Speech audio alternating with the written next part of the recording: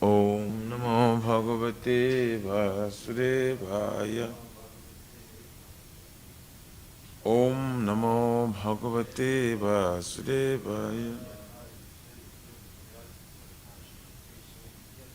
Janmadhyasya yatam vayalitarataschatirsa vigyaswarat.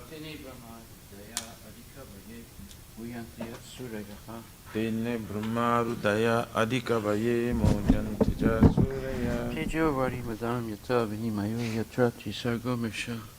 Tejo varimridan jata vinimayo jatra trisargo mrisya. Damna svena sada nirasta kuhakam satyam param dimahi.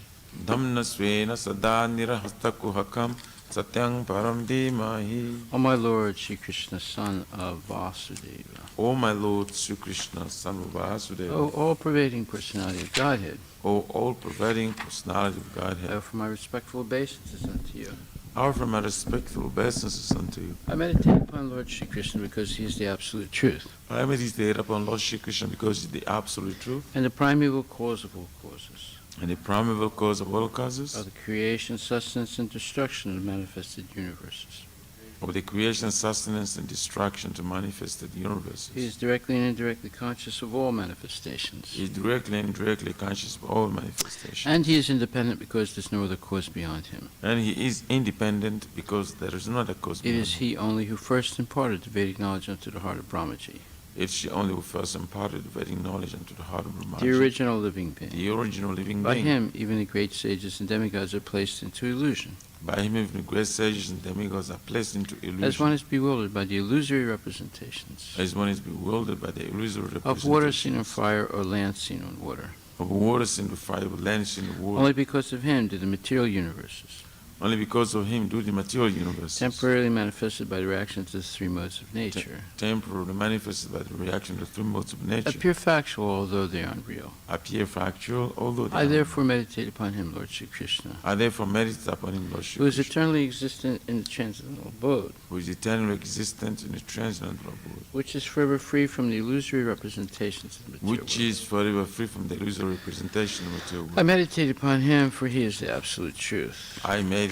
upon him, for he is the absolute Dharma projita kaitravocha, Dharma Prajita Kaitavutra paramo nirmatsaranam satam, Paramo Nirmasharanam vedyam Satam vastavam atra vastu, Vedyam Vastavamashtra Vastu shividam tapa trayon bhuvanam, Shivadam Tapo Trayomlanam Shrimad Bhagavate Mahamuni Krite, Shrimad Bhagavate Mahamuni Krite Kim va purer ishvaraha, Kim Va Parishvara sadyo hridi avarudyate tra, Sandhyavidya Varidya Titra kriti bihi susu subis takshanat. Kritivhi Shushushubhistat Kyanat. Completely rejecting all religious activities which are materially motivated.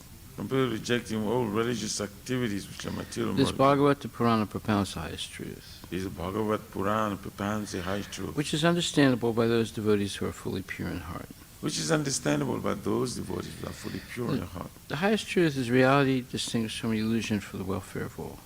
They have their reality distinguished from illusion for the welfare of all. Such truth uproots the threefold miseries. Such truth uproot the threefold miseries. This beautiful Bhagavatam compiled by the great sage Vyasadeva in its maturity This beautiful Bhagavatam compiled by the great sage Vyasadeva in maturity is sufficient in itself for God realization. is sufficient itself for God realization. What is the need of any other scripture? What is the need of the other scripture? As soon as one attentively and submissively hears the message of Bhagavatam, As soon as one attentively and submissively hears the message of Bhagavatam, by this culture of knowledge, by this culture of the knowledge, Supreme Lord is established within his heart. the Supreme Lord is established within his heart. Nigama kalpaturur galitam phalam, Nigama Palam, sukumukad amrita dravya samyutam, Sukamukhara Mridadrava Sangita, pibata bhagavatam rasam alayam, Pivata Bhagavatam Rasamaya, muhur ahoratska bhavibhavakaha. Mura Hurisika Bhagavaka. O expert and thoughtful men, relish Srimad Bhagavatam, O expert and thoughtful men, relish Srimad Bhagavatam, the mature fruit of the desired three Vedic literatures. the mature fruit of the desired tree of Vedic literature. It emanated from the lips of Sri Sukadev Goswami. It emanated from the lips of Shishugadeva Goswami. Therefore, this fruit has become even more tasteful. Therefore, this food has become even more tasteful. Although its nectar and juice was already relishable for all, although its nectarian juice is all relishable for all, including liberated souls. including liberated souls. Shinvatam Swakata Krishna, Shambhatam Swakata Krishna, Punya Shravana Kirtana, Punya Stravana Kirtana, Hiryantak Stohi Upadrani, Vidyantastohya Bhagrani, Vidunati Suhitsatam. Vidunati Suri Satam. To hear about Krishna from Vedic literatures, To hear about Krishna from the Vedic or literature, to hear from him directly through the Bhagavad Gita, or to hear from it directly through the Bhagavad Gita, is itself righteous activity. it is self-righteous activity. And for one who hears about Krishna, And for one who hears about Krishna, Lord Krishna is dwelling in everyone's heart, Lord Krishna is dwelling within everyone's acts heart, as a best wishing friend, acts as the best wishing and friend, purifies the devotee who constantly engages in hearing of him. and purifies the devotee constantly engaged in hearing. Nasta presu bhadresu Nasta Praesha Bhadrishu nityam bhagavata sevaya Nityam Bhagavata Siva bhagavati uttamasloke Bhagavati Uttamasloki bhaktir bhavati naistiki. Bhaktir Bhavati Nastiki. In this way, a devotee naturally develops his dormant transcendental knowledge. In this way, the devotee naturally develops dormant transcendental knowledge. As he hears more about Krishna from the Bhagavatam As he hears more about Krishna from the Bhagavatam and from the devotees, and from the devotees, he becomes fixed in the devotional service of the Lord. he becomes fixed in the devotional service of the Lord. Tadarajastamo bhava Tadarajastamo bhava kamalobhadayaschaye Amalobhadayasya chita etar anavidam Chita itar navidam stifam sattve prasidati. Sitam sadve prasidati. By development of devotional service, By development of devotional one service, becomes freed from the modes of passion and ignorance, one becomes free from the modes of passion or and ignorance. thus material lust and avarice are diminished. And as material lusts and avarice are diminished, Evam prasanna manaso Evam prasanna manas bhagavad bhakti yogataha Bhagavad Bhakti Yoga bhagavad tattva vijnanam Bhagavad Tattva Vijnana mukta sanghasya jayate. Mukta Sanghasya Jaya. When these impurities are wiped away, When these impurities are wiped away, the candidate remains steady in his position of pure goodness, the candidate remains steady in his position of pure goodness, becomes enlivened by devotional service, becomes enlivened by devotional and service, understands the science of God perfectly. and understands the science of God perfectly. Vidyate hridaya grantis, Vidyate Hridaya Grantis, chidyante sarvasamsaya, Chidyante Sarvasamsaya, siyante jasya karmani, Chidyante Sachakarmani, drista evatmanishvare. Krista Evadmanishvari. Thus, Bhakti Yoga severs the hard knot of material affection Thus the Bhakti Yoga severs the hardness of material affection and enables one to come at once to the stage of a samsayam samagram, and enables one to come at one to the stage of Samshanshamagramam, understanding of the supreme absolute truth, personality of Godhead. understanding the supreme absolute truth, personality of Godhead. Therefore, only by hearing from Krishna or from his devotee in Krishna consciousness Therefore, only by hearing from Krishna, from his devotees in Krishna consciousness, can one understand the science of Krishna. can one understand the science of Srimad Bhagavatam, Canto 2, Chapter 1, Text 34. Isasya san vidur ambuvahan Isha Shaketan Vidur Ambuha vasastu sandhyam kuruvarya bhumna Vastastu Sandhyam Kuruvarya Bhuna avyaktamahur hridayam manascha Avyaktamahur Hrudayam Manascha sachandrama sarva vikara kosha. Sachandrama Sarva Vikara Kosha. Translation by Srila Prabhupada. O best amongst the Kurus, the clouds which carry water are the hairs on his head. The terminations of days or nights are his dress. And the supreme cause of material creation is his intelligence. His mind is the moon, the reservoir of all changes. Text 35. Vijnana Saktim Mahim Amananti Vijnana Shakti Mahim Amananti Sarvatmanodnata Karanam Giritram Sarvadmanunta Karanam Giritram Asvasvatari Ustragajanakani Aswasvatari Ustra Karama nakani. Sarve mriga pasavasroni dese. Sarve mriga pashavashroni deshe. Translation by Srila Prabhupada. The principle of matter, Mahatattva, is the consciousness of the omnipresent Lord, as asserted by the experts. And Rudra Deva is his ego. The horse, mule, camel, and elephant are his nails. And wild animals and all quadrupeds are situated in the belt zone of the Lord. Text 36. Vayam sitadvya karanam vichitram Vayam sitadvya karanam vichitram. manur manisha manujo nivasa Manor manisha manujo nivasha.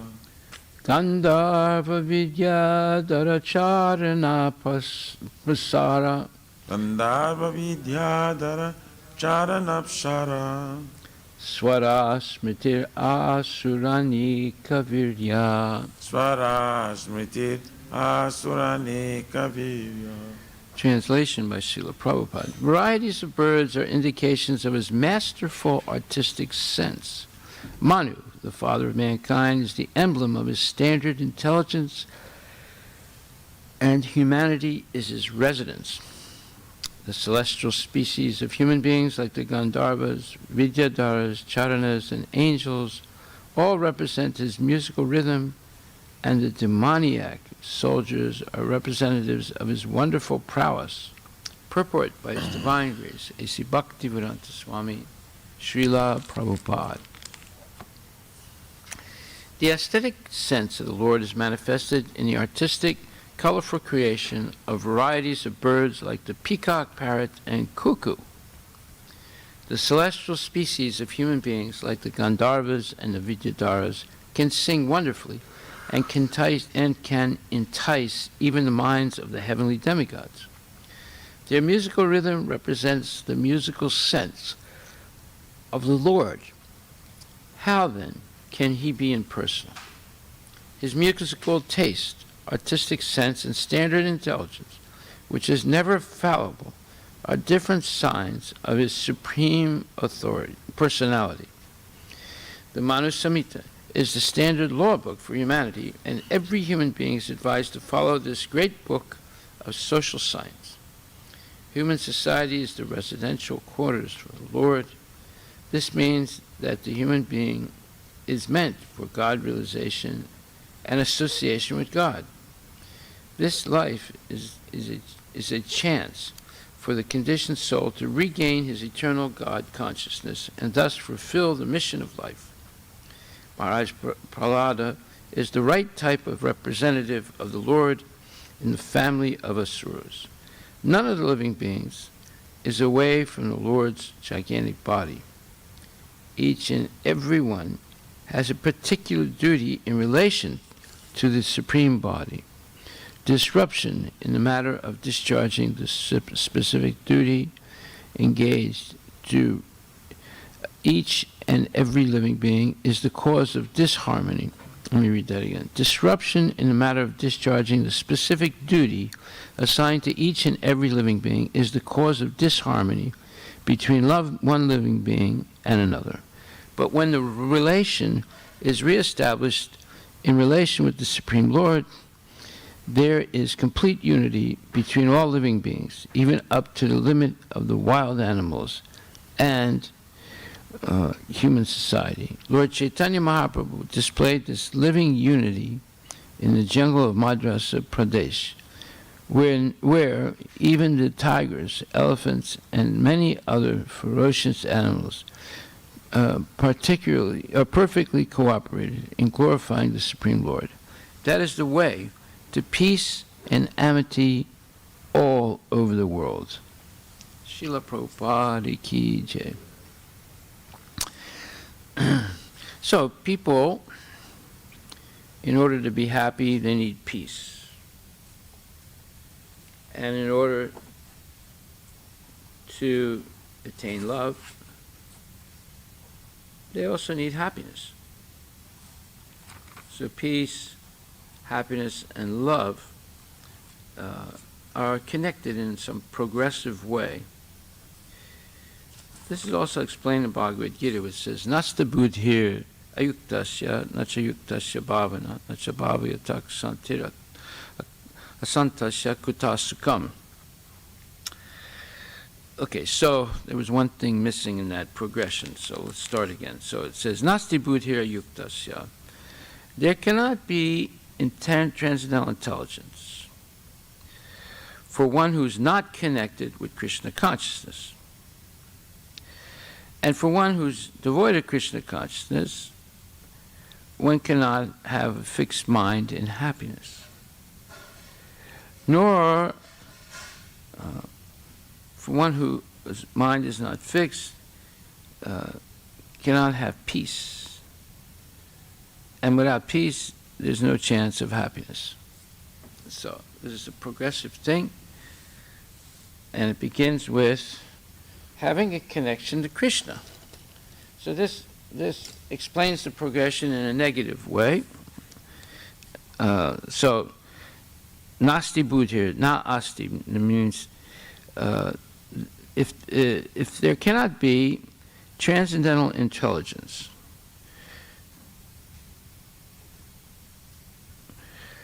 then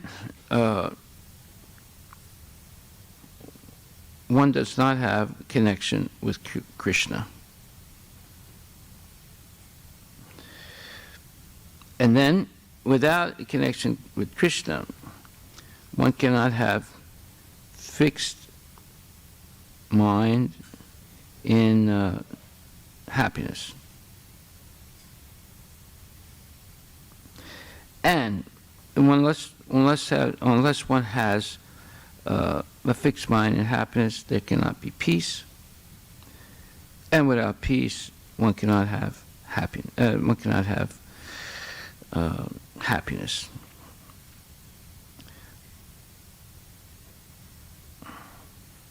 And then, when one has all these things, they can develop their love for Krishna. See, a person who's not happy, it's impossible for them to be a successful preacher. So, how do they become happy? Well, they have to be peaceful. How do they become peaceful? They need to have some connection to Krishna. And how do they have a connection to Krishna? They've been blessed with transcendental knowledge. So this is a progressive thing. And if people understand this, then they have a chance to have a significant life in this world and attain the goal of life, which is to be constantly thinking of Krishna. If you're constantly thinking of Krishna, you're a liberated person, whether you're in the material world or the spiritual world. So this was a symptom of the residents of Vaikuntha and the residents of Goloka. In one way or another, their mind is fixed on Krishna. They can't separate, they can't deviate the mind from constant thoughts of the Lord. Now, we do have the example of Kamsa. He was constantly thinking of the Lord out of fear and constantly meditating on how to kill him. So that's not favorable meditation, O Lord. That's unfavorable meditation. So there is a difference between Kamsa and the wives of Krishna, or the cowherd boys, or Nanda Maharaj and Yasoda Maya, or the cowherd girls, because they are thinking favorably about Krishna, and Kamsa is thinking unfavorably about him. But still he can attain liberation because from the cycle of birth and death, because he has his mind fixed on Krishna, even though it is in a negative way. That means that Krishna is all good. He purifies everyone, the sinner as well as the devotee. And just like the sun can purify dirty things without being affected by it. The sun can dry up stool and urine and make them non-contaminated.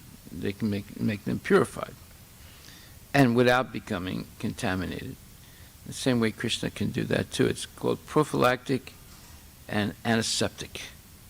An antiseptic purifies things, and prophylactic protects things from getting sick. So, therefore,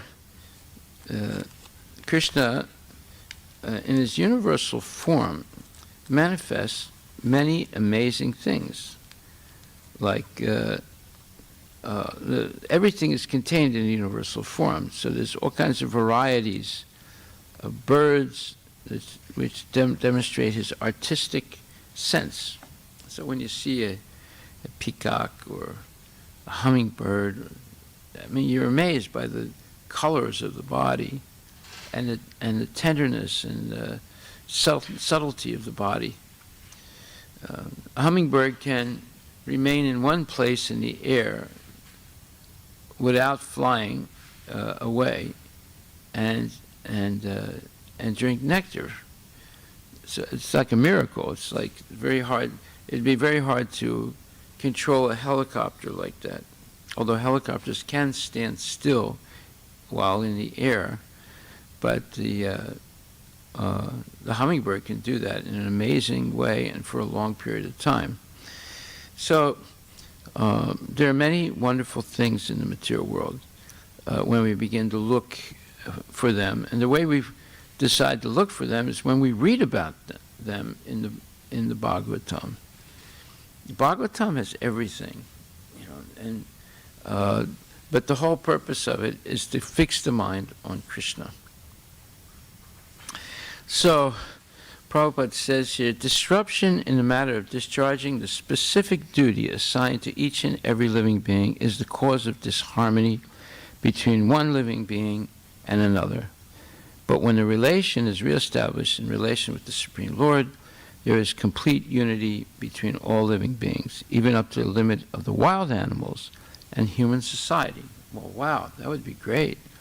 The tigers, and they never attacked human beings. So that would be almost like bugs and all kinds of things. So if this is possible, Prabhupada explains in the Srimad Bhagavatam, he explains that by pride, artificial or real pride, is incapable of performing austerity. Much affect one's cleanliness is destroyed, and too much addiction to intoxication, one's tendency of being merciful is destroyed, and by too much fullness is destroyed.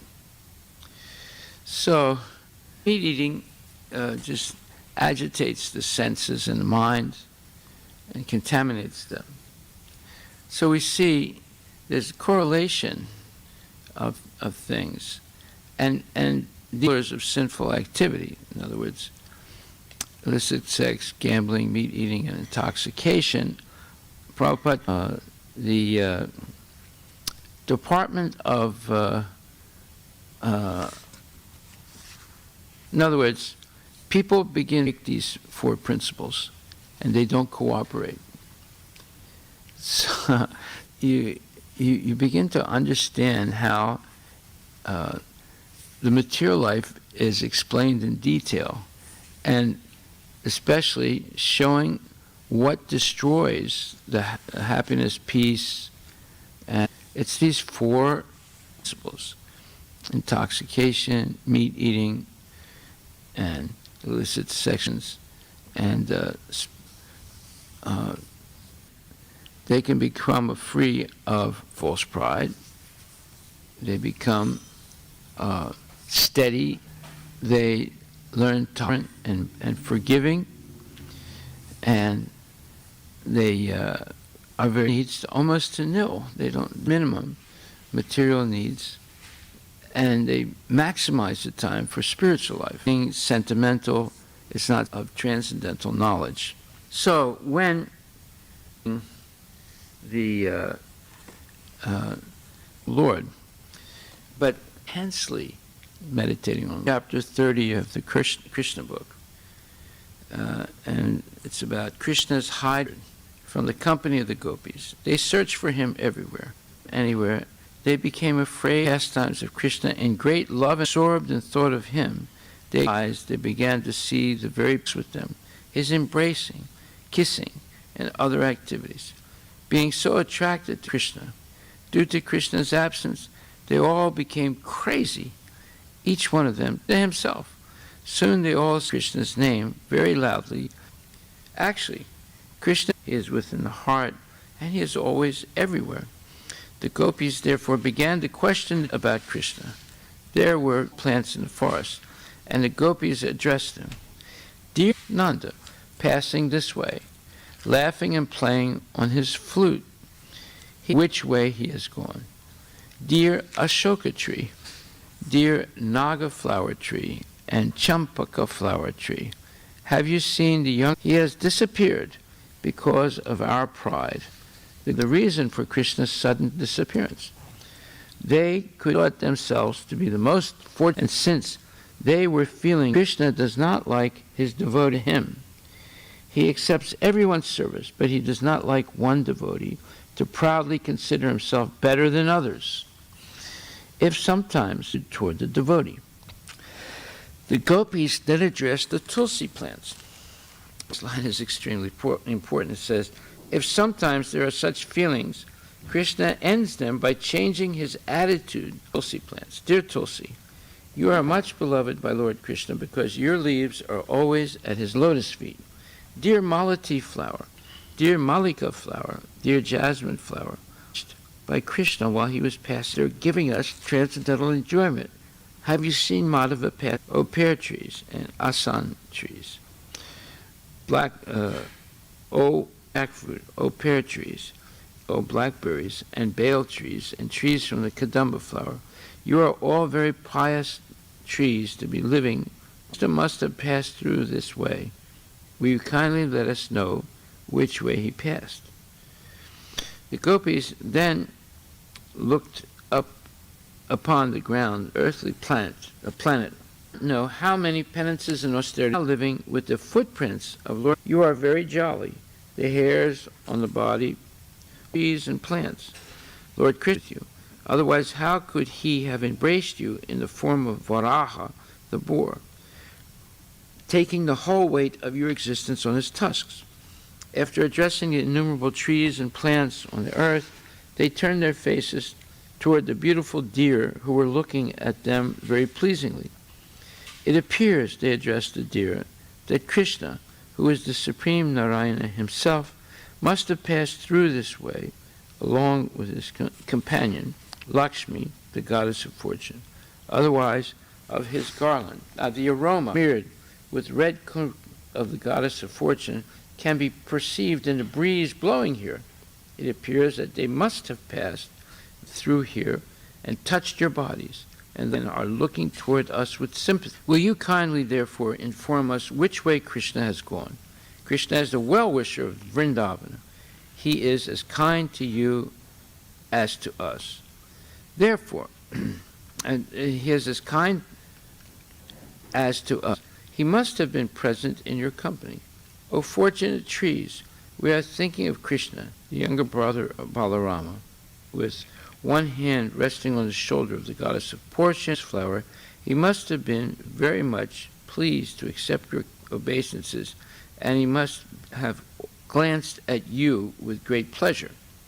Okay, so is where the gopis are manifest for the Lord, and how does the Lord? They can't divert their mind to anything else. They're completely focused on Krishna. And every little detail about Krishna is their, let's say, sustenance or food. that maintains them alive. And there are infinite aspects of Krishna. He's not limited in any way. So therefore, the gopis' continual meditation on the Lord is possible. And it's possible for us also. When we lose attraction to mundane material things and build up our attraction to transcendental subjects, like the pastimes of the Lord, as we're reading about now. So that state of mind of complete contemplation on the Lord is the symptom of a pure devotee. So, therefore, Krishna says, Yoginam apisarve samad gatanantaratmana shadavam vajate yomam sameyuktitamo matak. And of all the yogis, the karma yogis, the jnana yogis, the astanga yogis, and bhakti yogis, the bhakti yogi is the best because of his unalloyed devotion to the Lord and constant contemplation of the Lord with feelings of affection and love. So it says, and of all yogis, the one with great faith, who always abides in me, thinks of me within himself, and renders transcendental loving service to me, he is the most intimately united with me in yoga, and is the highest of all. That is my opinion. So, point one here is one has great faith in the Lord. And point two is always abides, always depends on the Lord. It's completely dependent on the Lord. And number three, always thinks of the Lord. And number four, always engaged in devotional service. Those are the four requisite qualities to become a pure devotee. Or what does that mean, pure devotee? The devotee is intimately united in yoga. So, Prabhupada writes, the word bhajate is significant here. Bhajate has its root in the verb bhaj, which is used when there is need of service. The English word worship cannot be used in the same sense as bhaj. Worship means to adore or to show respect and honor to the worthy one. But service with love and faith is especially meant for the Supreme Personality of Godhead. So this is not a contemplative thing. It's an active thing. We were speaking about that yesterday also. The devotee is always active, always engaged in activities directed toward pleasing the Lord through the instructions of the spiritual master. Worship means to adore, to show respect and honor to a worthy one, but service with love and faith is especially meant for the Supreme Personality of Godhead. So this is what it means. Service with love and faith is direct Krishna consciousness as opposed to ritualized spiritual activity. Ritualized spiritual activity is meant to please the Lord also, but because one is not as intensely involved in the activity of a ritual, it's mostly like for example, you go to a Christian church, you're a spectator. You're not actively involved. It's the priests and the priest's assistants that are actively involved.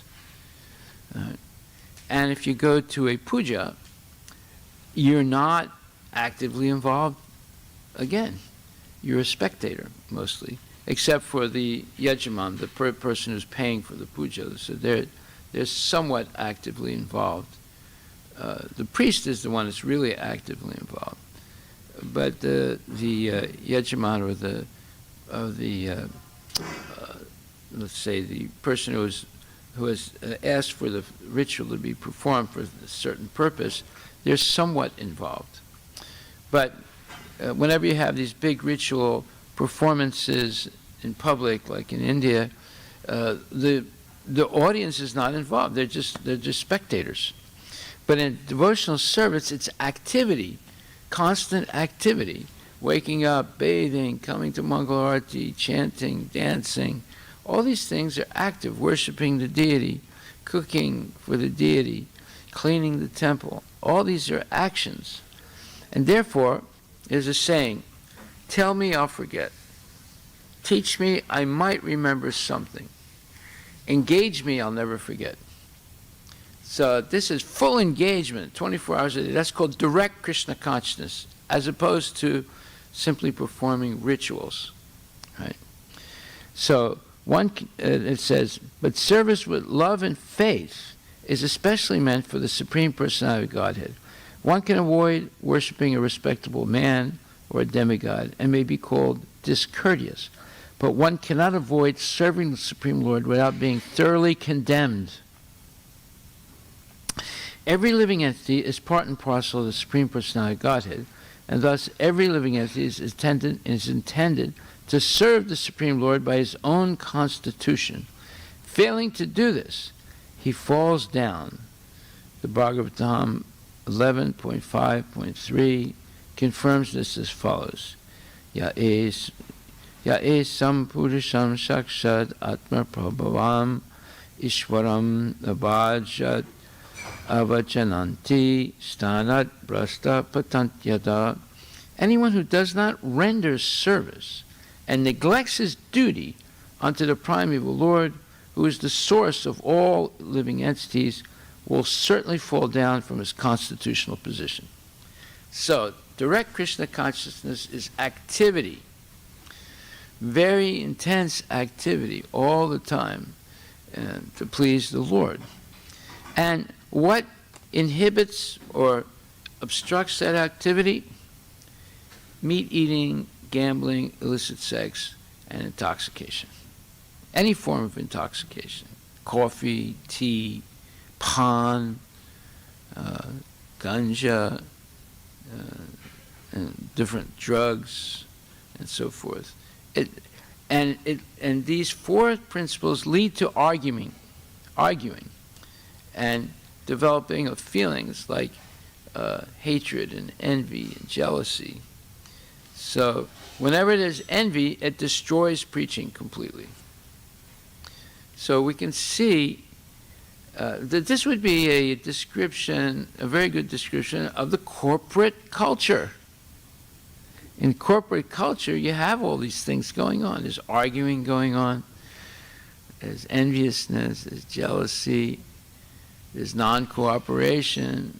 Although they have seminars on how to cooperate, and they play games, you know. Let's break into little groups, and each group has a particular subject, and then there should be a leader of that group, and then once you come to some conclusions, you write it down on this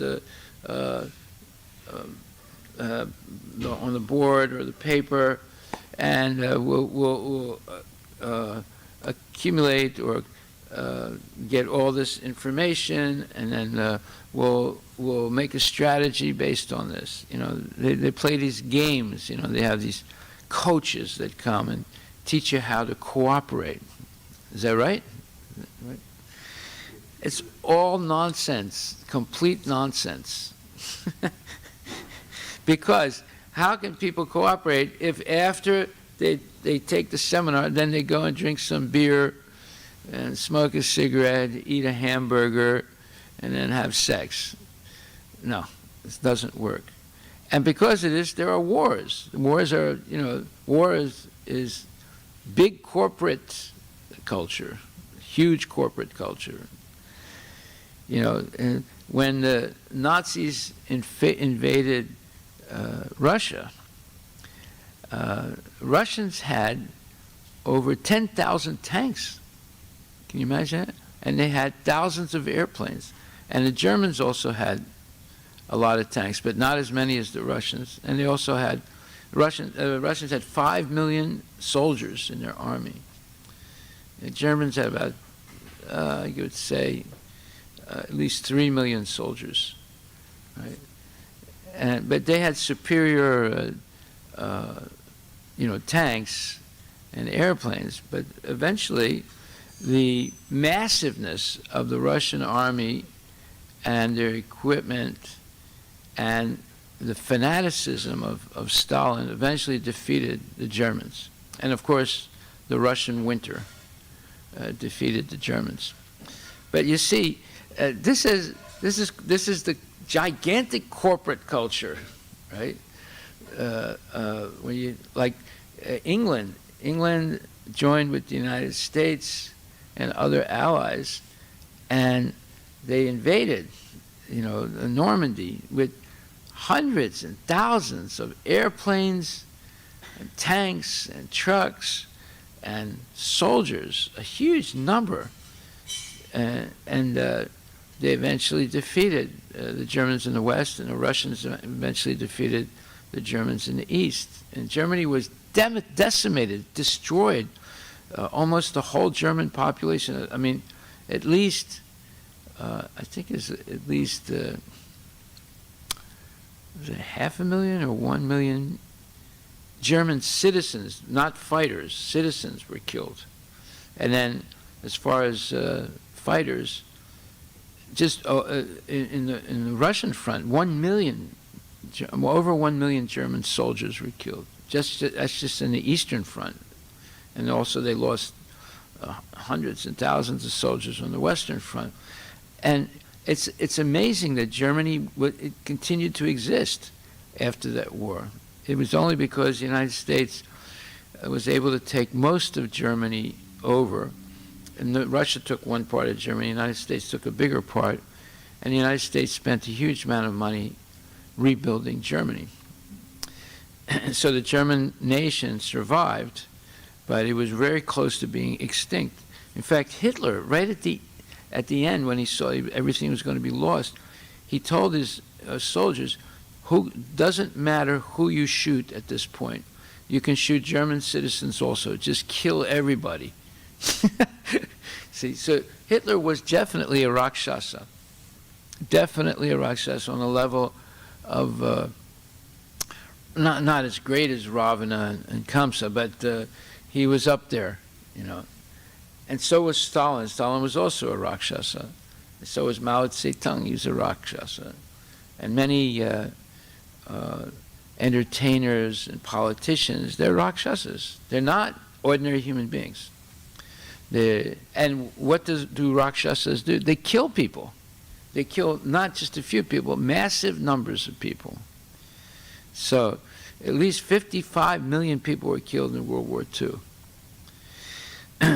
Okay, so therefore the gopis go much further into this type of madness, craziness, let's call it, but it's not destructive. It's very, very transcendental.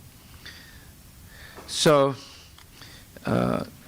they're talking to the flowers, they're talking to the trees, and then the gopis then looked upon the ground they were traversing and began to address the earth. Dear earthly planet, we do not know how many penances and austerities you have undergone to be now living with the footprints of Lord Krishna upon you. You are very jolly. The hairs on your body are these jubilant trees and plants. Lord Krishna must have been very much pleased with you. Otherwise, how could he have embraced you in the form of Varaha, the boar? When you were submerged in the water, he delivered you, taking the whole weight of your existence on his tusks.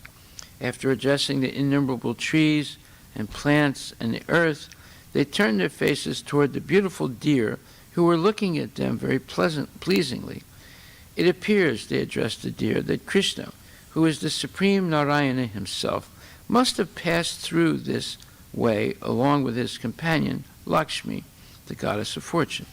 Otherwise, how is it possible that the aroma of his garland, which is smeared with the red kunkuma from the breasts of the goddess of fortune, can be perceived in the breeze blowing here?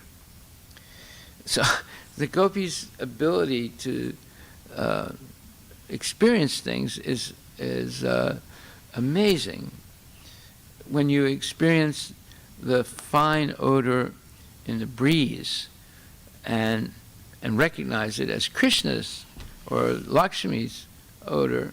That means that they are extremely sensitive, right, to all kinds of stimuluses related to Krishna. It appears that they must have passed through here and touched your bodies, and thus you are feeling so pleasant and are looking toward us with sympathy. Will you kindly, therefore, inform us which way Krishna has gone? Krishna is the well-wisher of Vrindavana. He is as kind to you as to us. Therefore, after leaving us, he must have been present in your company. O fortunate trees, we are thinking of Krishna, the younger brother of Balaram, while passing through here with one hand resting on the shoulder of the goddess of fortune and the other hand twirling a lotus flower. He must have been very much pleased to accept your obeisances, and he must have glanced at you with great pleasure. Then some of the gopis then address their gopi friends. Dear friends, why don't you question these creepers who are so jubilantly embracing the big trees as if the trees were their husbands?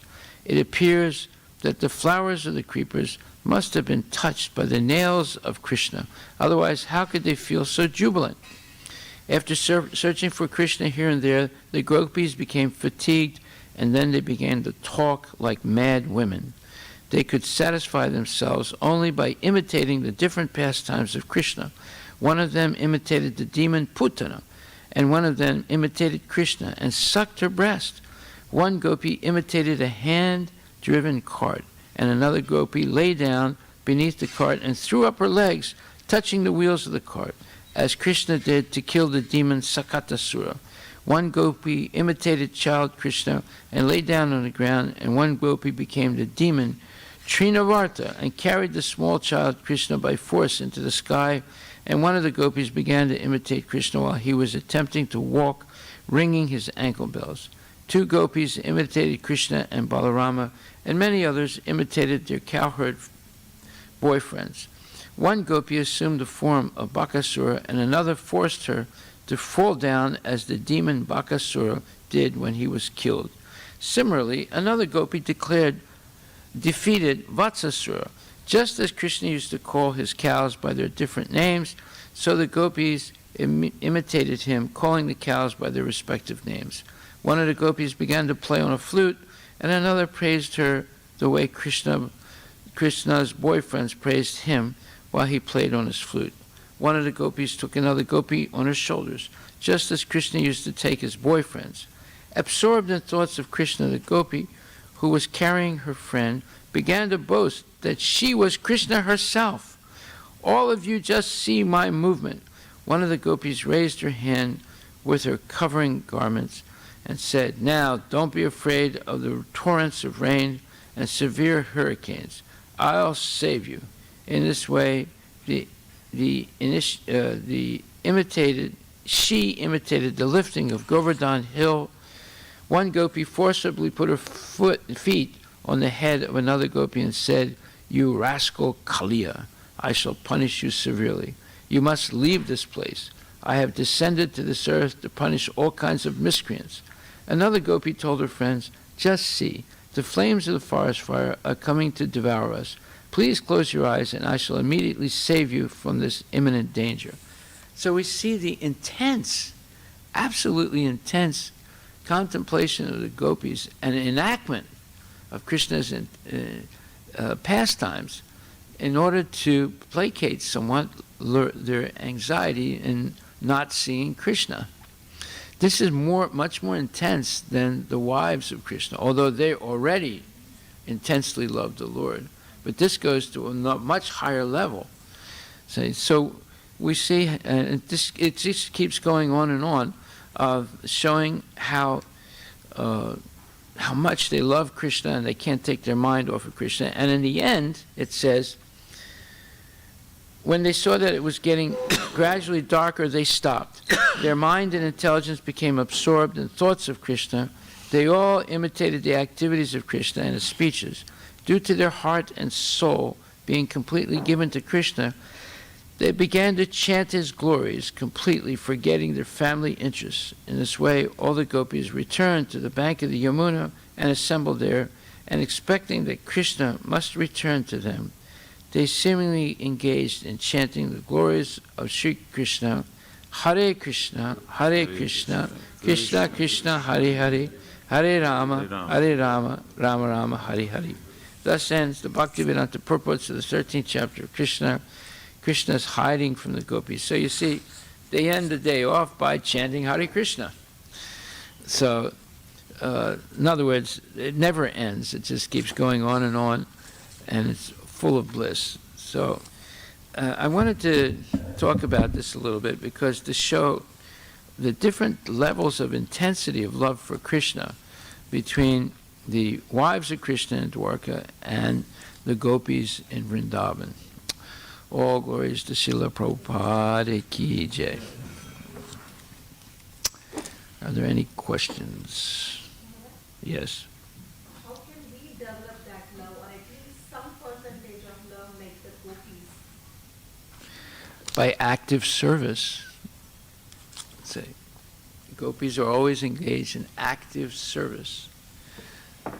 That's why Prabhupada says that Krishna consciousness is active service with love and affection. So we should be always a humble servant to the Lord and never be proud, thinking, oh, now I have conquered the Lord. As soon as the devotee becomes proud, Krishna leaves. So, but as long as the devotee remains humble and affectionate and always engaged in the service, the Lord is present and is always protecting the devotee and blessing the devotee with more and more abilities to serve him. Okay? Active service. So, if someone says, oh, I don't have any time to do service, I have to study for my Bhakti Shastri course. Well, that is also a type of service, of course, but the active service of the gopis is always serving the comfort and pleasure of Krishna, right? So when you're performing arti, you're offering different articles that are pleasing to the Lord. When you bathe the Lord, when you jest the Lord, when you cook for the Lord, when you sing for the Lord, where you preach for the Lord. These are all active forms of active service. So the devotee never goes away from service. They always go towards service. And once they do a certain service, they never give it up. Therefore, they can add more service, but they never diminish service. Because service is the way that we connect to Krishna. Okay? Whether it's chanting your rounds, coming to Mangala Arati, going on Sankirtan, preaching, cooking, chanting glories of the Lord, chanting, dancing, all these things are meant to please the Lord. So the more you're active, and to be active, you have to be self-controlled, not eat too much, not sleep too much, not sleep too little, not eat too little. You have to be balanced and regulated, and so that you have this energy to be active. So you can see Prabhupada was virtually active right to the last moment of his life. Or the last moments of life, he was still dictating translations of the Bhagavatam and purports. There's a video of it. Right?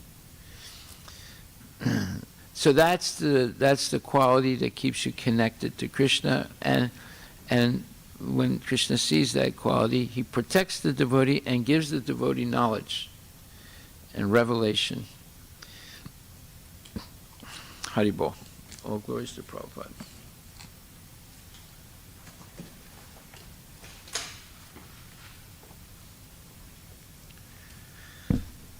Hare Krishna.